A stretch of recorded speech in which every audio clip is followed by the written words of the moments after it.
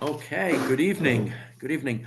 So we're doing a pasuk in this week's parsha that's very famous, actually very disturbing, very upsetting. But it's a verse that we can sadly identify with, and there's a beautiful beginning to this week's parsha where Moshe Rabbeinu tells the Jews about all the wonderful things that are going to happen and the four-step process which is going to bring the redemption from Egypt. And we have the four languages of redemption, and the source of the number four being so prevalent at our Pesach Seder comes from that section that begins this week's Parsha, Parsha Ve'era. However, as soon as Moshe has said all of these inspiring things, here comes the pasuk right after that. V'yadaber Moshe, Cain el bnei Israel. And Moshe said all of this. He told them the whole Megillah that HaKadosh Baruch Hu told him, and he just says it over to the Jews, and wow. V'lo shama'u Moshe. And they just couldn't listen. They didn't listen. They wouldn't listen. There was no absorption whatsoever of this material. As a teacher, I've experienced this on a number of occasions, that you really feel like, it reminds me of when I was a kid. My father, Oliver Shalom, used to, when he was sometimes upset with me, would say, talking to you is like talking to the wall. So, so to a certain extent, that's what Moshe Rabbeinu experienced. But then the pasuk describes the situation. And so why didn't they listen, pay heed, be attentive to these wonderful things that Moshe Rabbeinu said? Mikotze ruach ume avodah kasha. And so there's a four-word denouement to our verse. Why couldn't they listen?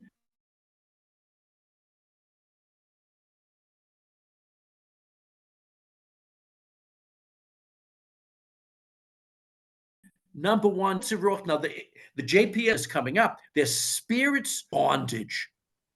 Kotze ruach doesn't mean crushed. I like this translation because it's very powerful. Why couldn't they hear this uplifting message of Moshe Rabbeinu? Because their spirits were crushed. Except the word doesn't really mean that. Kotze ruach literally means shortness of breath. And there was just this difficult bondage. Cruel bondage is a good translation of avodah kasha. Usually we'd say hard, but cruel works well. Okay? So Rashi, the great commentary, jumps on this and says something that we all know. If one is in anguish, his breath comes in short gasps.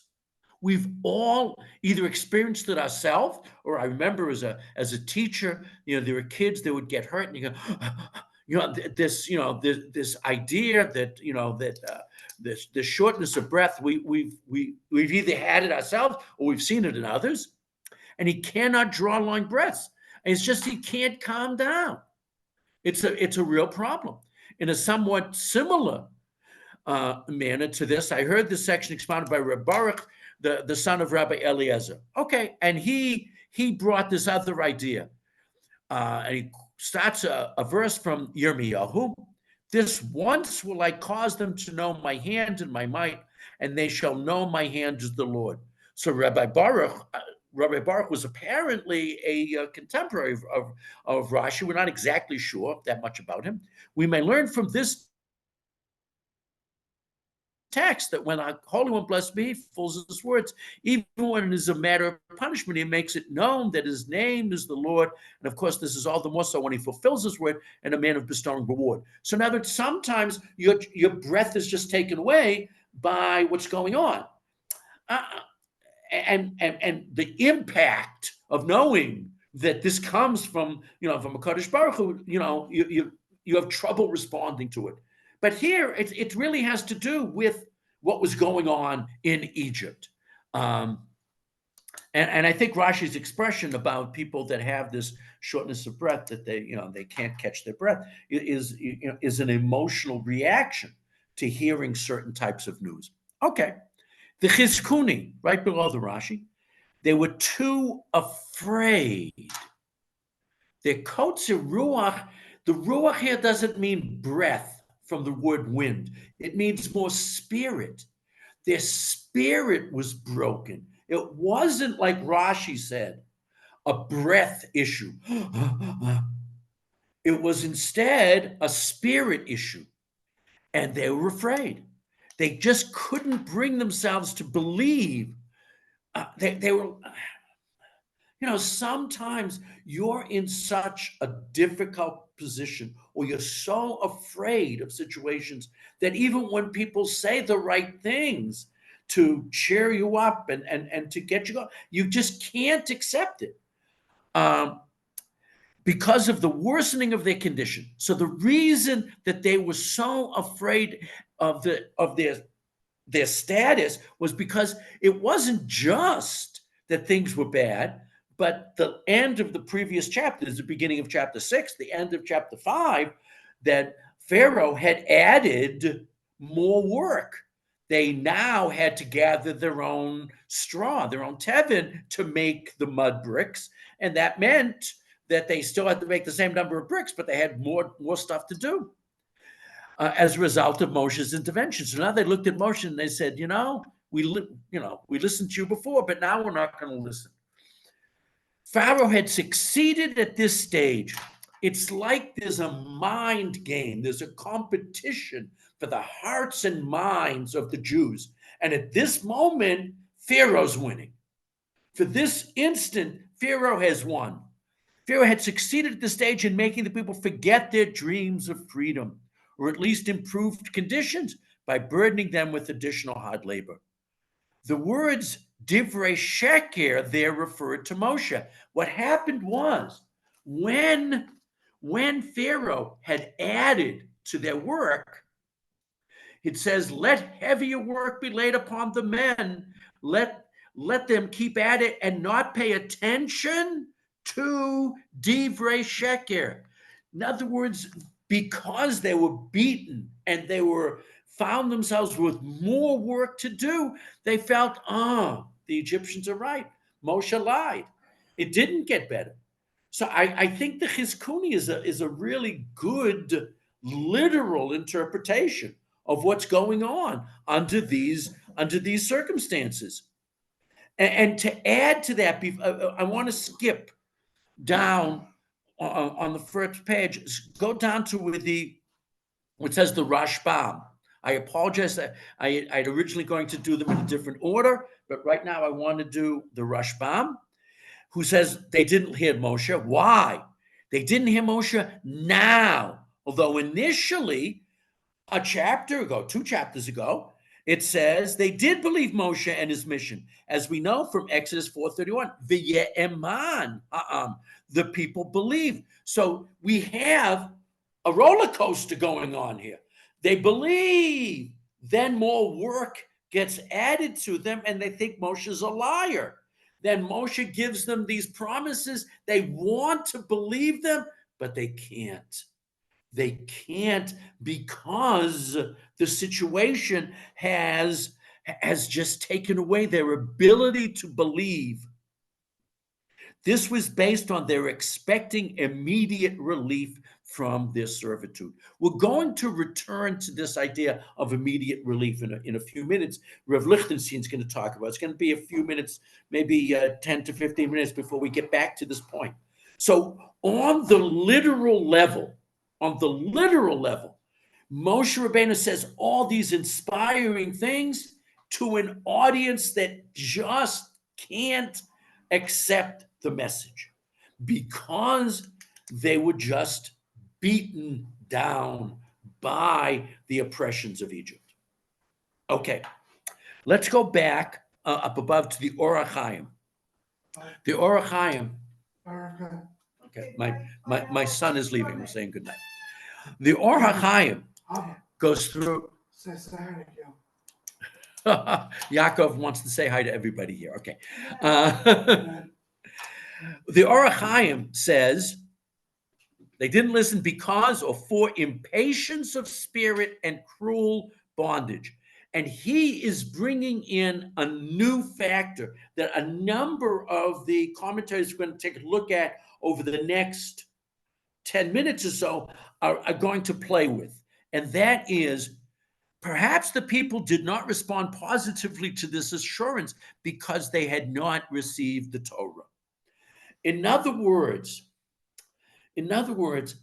we believe that our ability to accept spiritual messages and messages of hope is predicated on the fact that we have a belief system, the Torah, which is a Torah of truth, but it's also a Torah of hope. It's a Torah that gives us strength of character to carry on. They didn't have that cultural, spiritual Torah tradition to give them the strength to carry on. Often we say, there are amazing stories about people in the Holocaust that would, learn Torah, Baal Peh, to themselves back and forth. And the Torah, the study of Torah, just gave them strength. This idea is very powerful throughout Jewish history. So the Or HaChaim says the reason they couldn't gather the strength to hear the message, they had not yet gotten the Torah.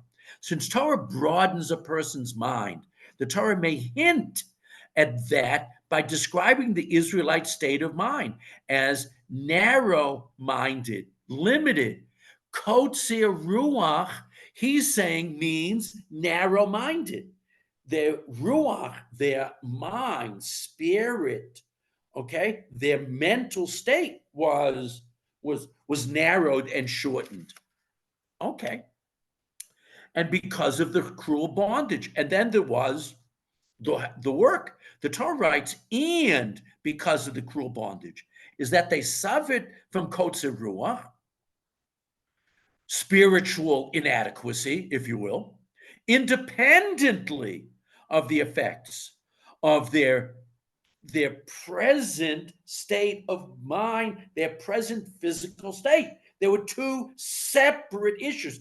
According to the Or HaChaim, the two issues don't work together, as some commentaries are going to say and have said.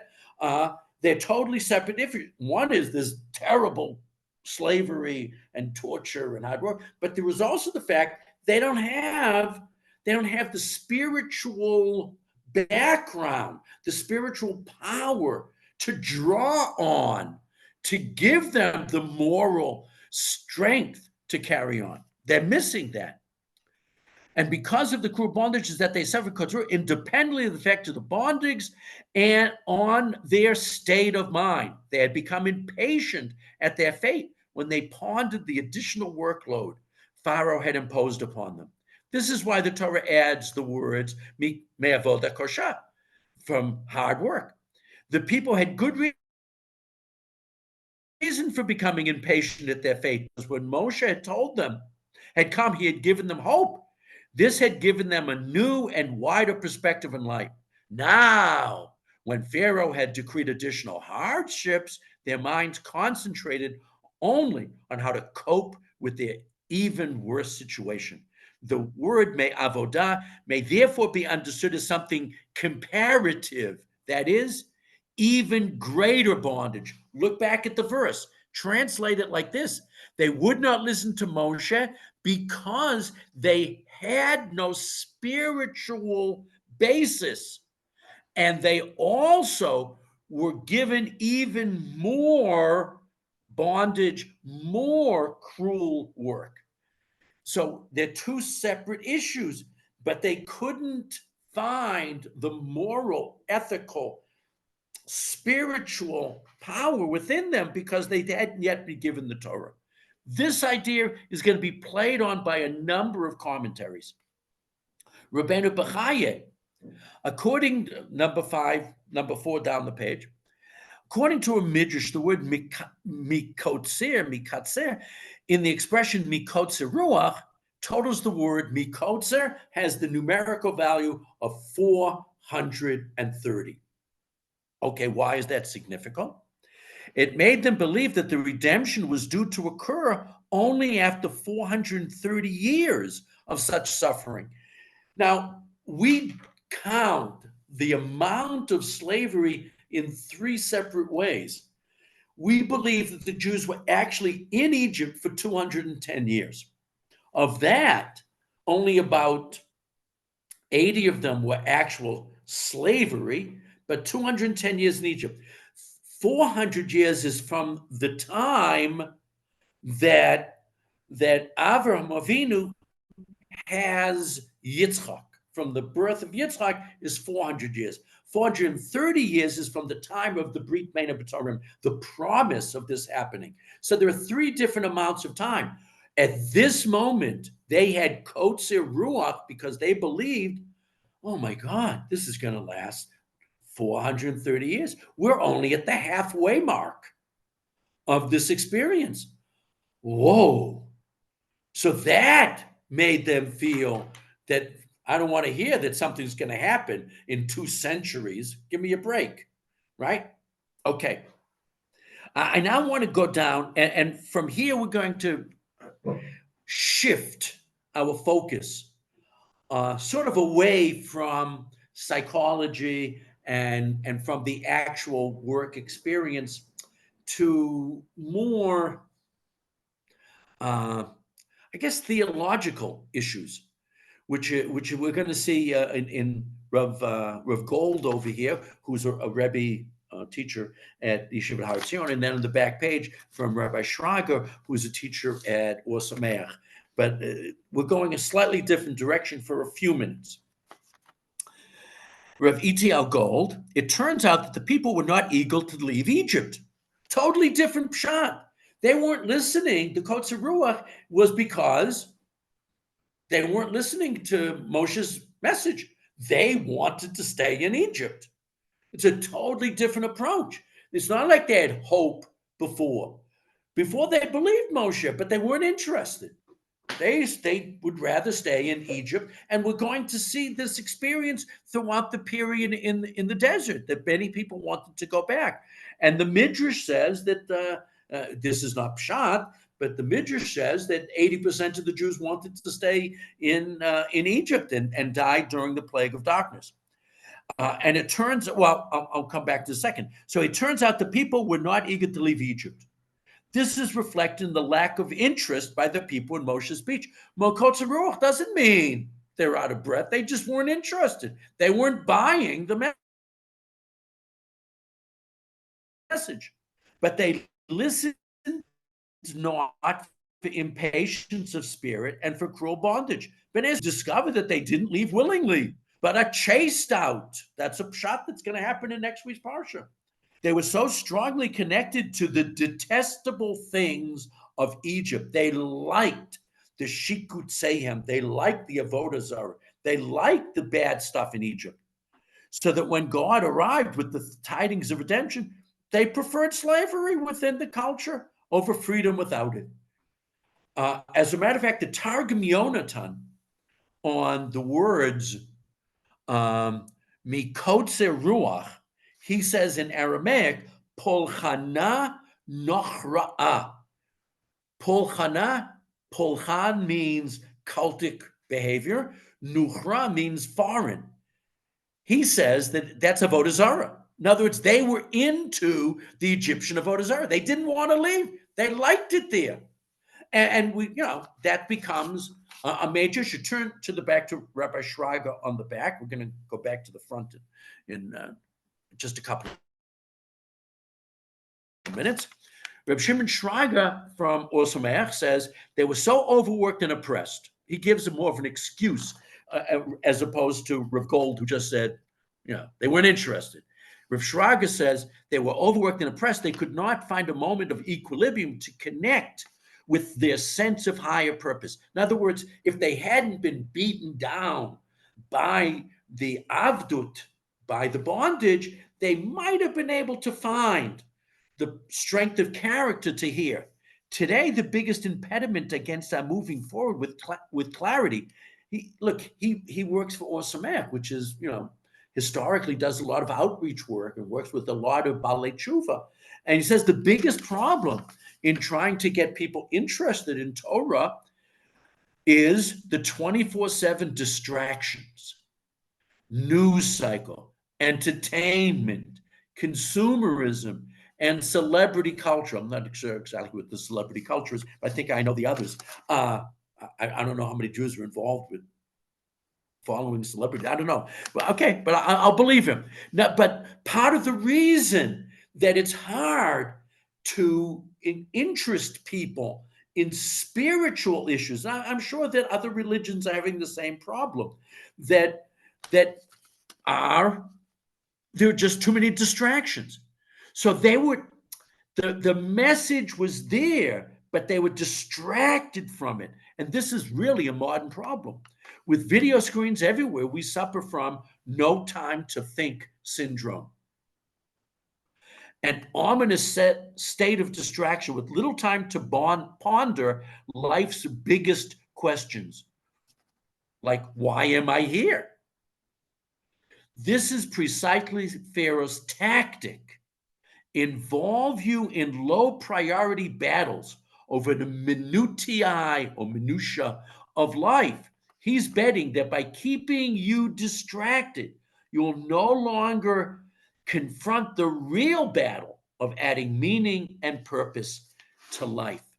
So, in other words, I'm not sure I agree with this interpretation of our verse, but it's clever in that it's taking this ancient problem and applying it to the modern world.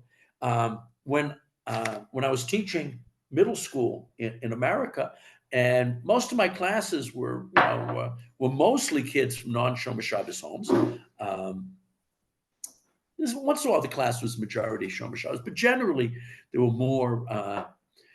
All the kids were, connected to Judaism. There wasn't like identity problems, but they didn't come necessarily from homes, from Dati homes. One of the things one of the programs I got involved with, must be around 15 years ago now, was a Jewish family from New York City that were Jewish family, but not Dati. And they decided that their kids, they had small kids, like 2 and 4 or 3 and 5, they decided that they needed to take time off from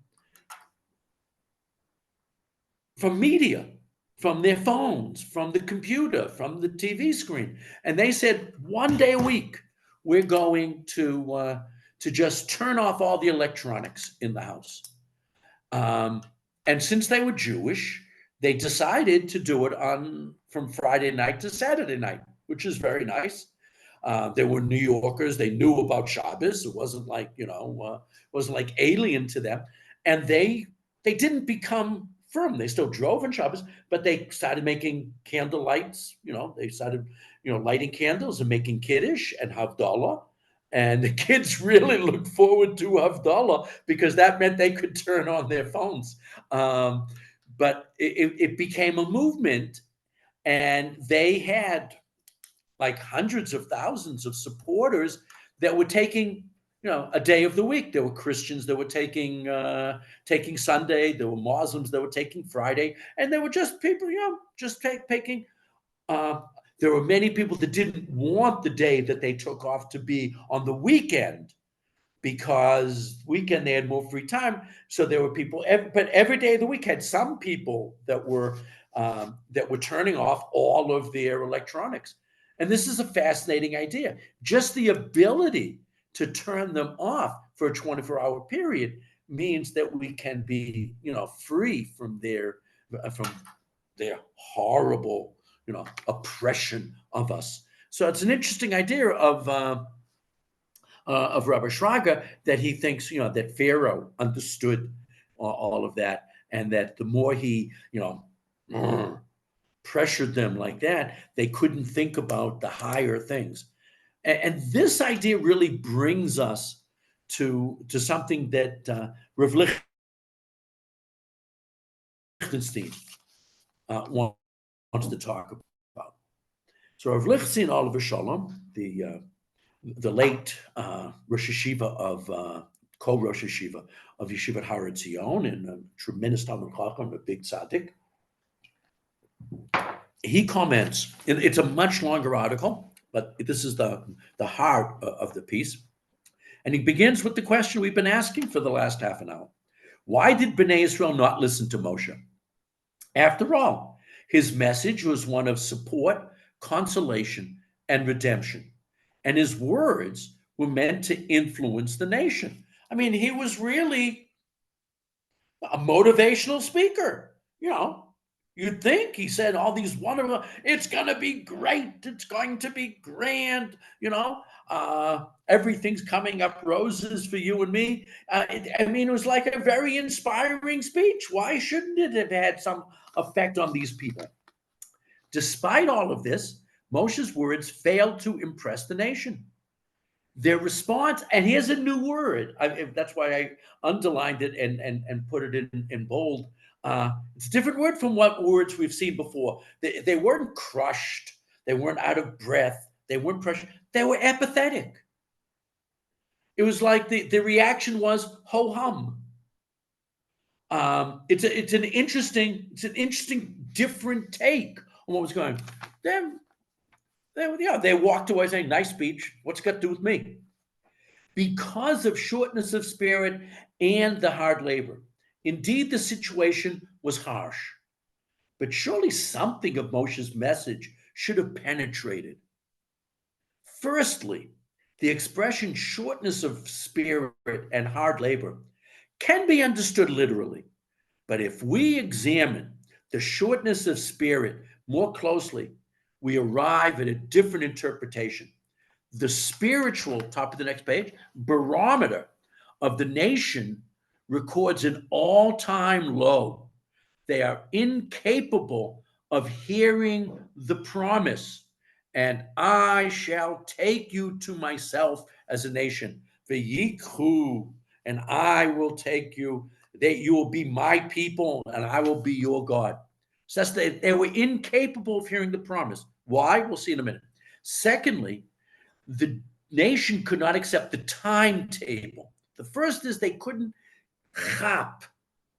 They couldn't take hold of the message. Second is the timetable was bothering them, the time frame.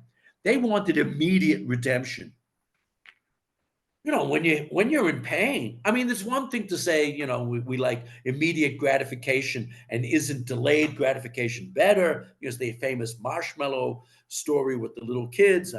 Sometime we'll probably talk about that.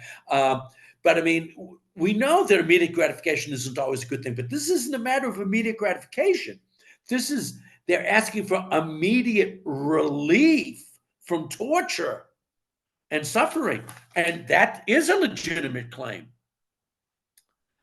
They wanted immediate redemption. They couldn't listen to prophetic promises while the whip was lashing their backs. Lashing them, it says here. There are two factors which explain why Bnei Israel would not listen to Moshe. Thousands of years have passed since the Exodus, but our generation too needs to take the message of our Parsha to heart. Very important when we read Parshat HaShavua that we actually see how it affects us in our lives. Very important idea. We must transmit the message of redemption to the entire nation. This requires two conditions. Remember, Reb Aaron said there were two problems, okay? One was, the apathy, they were in a low state. Number two, the time frame. So there are two things that we have to keep in mind when we give messages. We have to ensure that we do not reach a situation of shortness of spirit and hard labor. A person who is overly immersed in materialism is bound to lose his spirituality. This is not that much different than Rabbi Schrager, but we're going to see it is going to be, in a minute, different. Even when momentous spiritual phenomena take place before his eyes, he remains apathetic. Why? A person who is not imbued with a sense of divine providence, which accompanies us, and the redemption which awaits us, will not be able to transmit the tradition further. In other words, if I don't feel connected to the message, number one, I can't accept it. But even worse than that, I can't hand it on. Our job as Jews is to take the message, imbibe it, absorb it, make it part of who I am, and then of our shalshelet, of our chain of tradition, our Masorah. Person who is not imbued with the sense of divine providence. You have to feel that God is involved in this too, which accompanies us in the redemption which awaits us, will not be able to transmit the tradition further. We need to overcome the condition of shortness of spirit to strengthen our spiritual awareness and thereby to transmit the message of redemption onwards and outwards, onwards to those that we are directly connected to, and outwards to greater and greater audiences. That's what we have to. That's what we have to make sure. And how do you do that? How do you do that? And which Moshe couldn't do. We do this by connecting to past experiences. So Moshe didn't have any stories to tell them like we have at our Seder.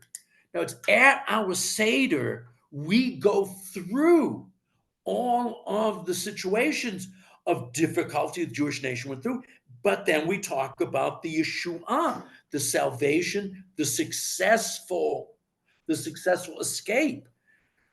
First, of course, with Egypt, but then, we go through, bad guy after bad guy, Babylonians, Persians, Greeks, Romans, etc. In every generation. Now, they didn't have that Masorah. They didn't have that idea to transmit, so they couldn't accept it. But we have to feel connected to this Masorah, to this line, this chain of transmission, and then we can hand it on too. So that when we're in a situation like we're in today, we can turn to kids, or we can turn to those younger than us or less experienced than us, even if they're older, and say, we've been here before and we're still here. So we have hope. Even on, day after day, this goes on, ein ledavar sof. It seems like there's no end to this. I mean, this idea that, 91, 92, 93, 94. I mean, it's just so hard. But we, unlike those people in Egypt, we have some history, some experience, some tradition of our relationship with Hashem to say, I know we're in a bad place now, but that's part of our history. And this is one of those episodes, and we have to hold on and encourage those who are losing that spirit and say, we can accept the promise. I know our spirits are short, and the work that our nation is trying to accomplish in Gaza is difficult and heavy and hard, but we have the faith, because this is part of the Masorah that we have become part of. It's extremely important that we look at things that happen in Jewish history from a long perspective, not from just this event. When we look at just this event, this occurrence, it's very hard to move on. They had no their hope on. We do. And so we should listen to what Moshe Rabbeinu said and not have that same kind of reaction. We should be able to hear the message of hope. Okay, so that's Reb Aaron. I now want to go to Rev Sachs. Rev Sachs makes a different point that I think is very, very important. It's different from what we've been talking about. But I think it's very powerful in its own right. So Rav Sachs, again, beginning from the same difficult situation, the people did not listen to Moshe. By the way, Rav Sachs, maybe I should have done Rav Sachs before Rabbi Lichtenstein. Rav Sachs is not as applicable to what's going on in the Medina today. What Rabbi Aaron said is something we can really take in and use to help us have some hope, as these dark days continue. Rabbi Sachs's position is a little bit different, but an important idea about Jewish philosophy and about Jewish concept of life. Okay, begin the same place. Back to the same place. The people did not listen to Moshe. Because, why didn't they listen? Because he had brought them messages from God before, and nothing improved their situation. The Kotzei Ruach doesn't mean that they were out of breath. They didn't want to hear Moshe again. Now, as Moshe had made a promise, chapter 5, verse 9, it didn't come true. And Pharaoh said, that Moses guy, he's lying to you. So that's the Kotzei Ruach. They were busy trying to survive. Moshe had failed. Now, Moshe's not a failure. This is an interim remark, okay? But as of this moment, Moshe had failed to deliver in the past. He didn't make things easier. They had no reason to think he would do so in the future. This he has in common with Rabbi Lichtenstein. There was no history for them to build on. But it's a little bit different. As Moshe himself looked like, God forbid, forgive me for saying it, people could have said he's a charlatan because Pharaoh did.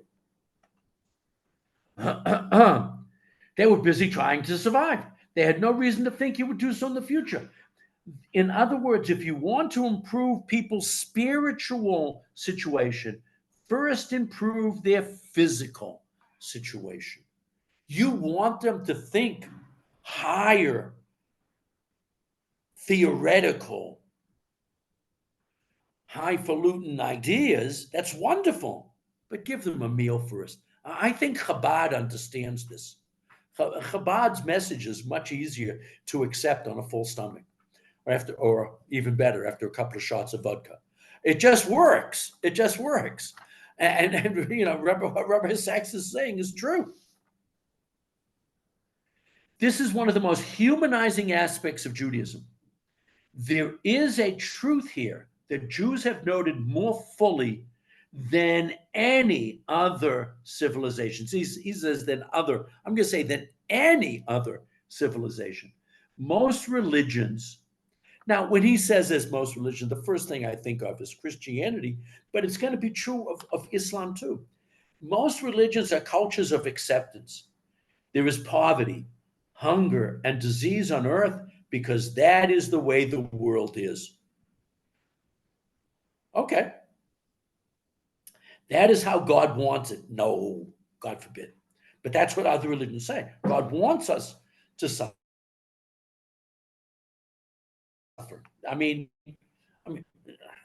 There are Jews that went to eat themselves. It happened, but that's not the mainstream. There were especially in the Middle Ages in Christianity, many people that were into terrible self-mutilation. Yes, we can find nirvana or bliss, but to get it, you must escape the world by meditation, drugs, or trance, or the most popular answer in both Christianity and Islam, or by waiting for the joy in the world to come. This was I mean, we know that many of these suicide bombers, all they can think about is, their reward in, in heaven. And of course, we know throughout Christianity, people expected to suffer in this world because, their just reward will be in Olam Haba. That was never the position of Judaism. We were not a culture of acceptance. That isn't Judaism. When it comes to poverty and pain in the world, ours is a religion of protest. For any of us that lived through the 60s, boy, is that true. I mean, I don't know what was going on in England, but I mean, all those protesters on the streets, Jews made up a very high percentage of them, whether it was for civil rights or against the war in Vietnam. And then later, of course, in the 70s, the protests about Soviet Jewry. We're big on protesting, in case you weren't paying attention last summer, right? I mean, it's like, I think Jews would rather go out and protest than go out and have a picnic. It's like that's we just protest. We just we're ready at any given moment to go out and protest. It's like I would have conversations with Rivka that, gee, what's wrong with us? How come we're not protesting? I mean, it's like that's who we are. That's who we are. We are a religion of protest, not acceptance. God does not want people to be poor, hungry, uneducated, or subject to abuse. We are agents in his cause. We aren't here to just accept the status quo and say, make do. That's not our way at all. We fight. But they didn't know that yet. They were getting the message. Well, I can't really accept this message because he hasn't made my lot better yet. They understood that to do things to make their lot better. Okay, they weren't there yet. God is to be found in this world. That's worth repeating. God is to be found in this world. God is always near us and around us, not just the next. For us to climb to spiritual heights, we must first satisfy our material needs. That's when I read something like this, we're going to say a story about the Rabbi Yitzchak of Berditchev, and the Berditchev Rebbe really did care about people. When I read this, I think of Reb Chaim Volozhin, and when he started the famous yeshiva, the great Lithuanian yeshiva in Volozhin, he really cared about the boys. He made sure that they had good food. And when snow fell one time in Volozhin, and he walked and he saw their footprints in the snow, he noticed that a number of the boys had holes in their boots or shoes. The next day, he had a cobbler at the yeshiva, and he paid for shoes for every student in the yeshiva. The yeshiva wasn't that big yet. It was supposed to about 50, 60 young men. He made sure that everybody had a good pair of boots, because otherwise you can't survive the Lithuanian, Russian winter. We have to care about Gashmias. We live a life of Ruchnias, but we have to care about Gashmias. Lev Yitzchak of Berditchev said it well. Don't worry about the state of someone else's soul and the needs of your body. Worry about the needs of someone else's body and the state of your own soul. I should be taking care of people's physical needs. That is job number one. Alleviating poverty, ensuring the rule of law, and respect for human rights. These are spiritual tasks, no less than prayer and Torah study. People cannot hear God's message if their spirit is broken and their labor harsh. Very beautiful idea, and expresses the reality that Jews have been in the forefront, whether we're talking about the England of Rabbi Sachs or the America of many of us. Jews have been in the forefront of many movements to alleviate suffering and poverty, not just for Jews, but for everyone in the nation.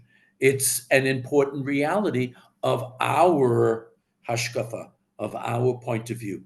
And so they weren't ready to listen to Moshe's message because Moshe hadn't yet provided them with any physical reason to accept his message. Powerful idea. Okay, the last thing on the page is from Batya Hefter. I don't know Batya, I know her husband. They're both great scholars and teachers. And she's quoting from an interesting source, the Ishbitzer. The Ishbitzer is Hasidic Rebbe. He's known for his great work, the Meshiloach. He was a chavir of the Rabbi Nachum Mendel of Kotsk. He was from a very strong intellectual branch of Hasidus. And so Rabbi Mordechai Yosef of Ishbitz, the Meshiloach, says God does not respond to Moshe in an unexpected and indirect manner. Moshe will come to understand that the people themselves are not ready to be redeemed. The reason they couldn't listen to the message, according to the Ishbitzer, is they weren't ready. I mean, there were steps that had to be taken. They were told that this is going to happen, but there should be no expectation at this point that they accept that message. That hopefully, after the fact, Moshe told us this. We should have, but we couldn't yet. Why couldn't we? The chosen people are unable to hear, let alone comprehend, the promise of redemption. This is how God conveys the message to Moshe. That is why God told Moshe to go to the people, and they did not heed him. This is how God showed Moshe that the people had not yet refined themselves sufficiently, and so it is not yet time for redemption. In other words, if the people had said, yeah, let's do this, then they would have been redeemed that minute. In reality, they weren't redeemed till after the 10 plagues, which takes either an entire year or half a year, depending upon the midrash that you want to. Except the most common position is that the plagues began Rosh Hashanah, lasted for 6 months until the Jews leave in the middle of the month of Nisan. But they weren't ready at this point because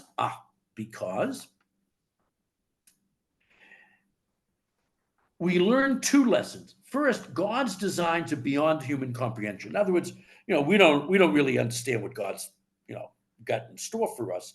Okay, that's number one. Moshe, though he communicates with God, doesn't grasp the divine plan. The second lesson is that God communicates to us in ways we do not expect. He may choose to communicate through events of our very own lives and experience. This lays the responsibility to reach the proper interpretation upon us.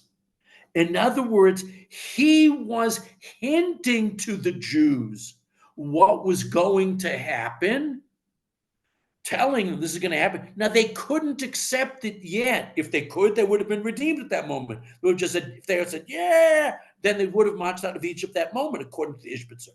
But they couldn't yet because they needed more development, more teaching. And the teaching is the experience of the plagues. And watch what he says next. In a sense, reality is a book that God writes and we must interpret. So we periodically get a hint to what's going to be. They got a hint, but they couldn't really interpret it, understand it, imbibe it, imbue it, make it part of themselves until those events started happening, until they started, all of the world of the Egyptians started unraveling through the miracles of the plagues. In other words, we're supposed to look at how things unfold and do our best to imbue these events with meaning. It's not always easy, especially when the events that we're interpreting are painful and difficult, like today. We're supposed to take all of the events, October 7th till today, and understand that these events are all trying to drive us in a certain direction. I know the Arabs and Hamas, Yamach Shamam, are trying to drive us in a certain direction. But we know through Jewish history, bad things happen to direct us back towards what we should be doing. We have been told that the Geula is going to come. We don't know when, but we know that along the way there are many Geulot getting us ready for the Geula Shlema. And we have to take every event and try to fit it into, interpret it in terms of what we're supposed to do to bring the Geula Shlema. Ruach and Avodah Kasha. We're in a tough period right now. But we, unlike the Jews of Egypt, have a long history to rely on. We have Torah to teach us. And all of this background should allow us to take these difficult days and see them as an impetus for us to move forward to help Klal Yisrael. First of all, as Rabbi Sachs says, on a physical level, we have to take care of everybody's physical needs. We have to as well communicate it to others, just like Rabbi Lichtenstein said, it's up to us to teach it to others. But the most important message ultimately is what the Ishbitzer said. Take every event and fit it into our understanding of God's plan for the world. We can interpret it positively. We can interpret it in ways that just push us forward with more energy towards the events that we know have to happen. What we can't allow to happen is to be like the Jews of Egypt and just say, things are just so tough. I'm just gonna ignore it all. We have to accept the challenges that life, the world, history present us and move forward to a better situation, a better world. That's how we move forward to the Geula Shlema. We have to first get through the present difficulties with strength, cohesiveness, tremendous amount of hitlahavut, of energy, and then understand that this is just one more step in that march towards the Geula Shlema. These psukim, so in so many ways, are a mamish speaking to us where we are right now in our present situation here in Medinat Yisrael, in Eretz Yisrael, in our move towards tzmichat Geulatenu, bringing about the final redemption. Okay, thank you so much for joining this evening, and please tell people that the recording will be up tomorrow. Okay, bye-bye, thank you.